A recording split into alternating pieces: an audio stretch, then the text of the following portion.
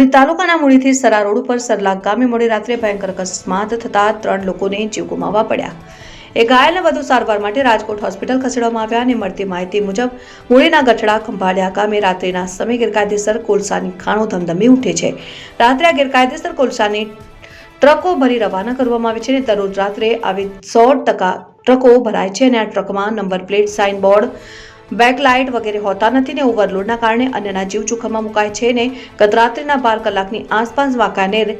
લાકડદાના રહીશ એવા કરમશીભાઈ ડાભી ઉંમર વર્ષ 55, પાચુબેન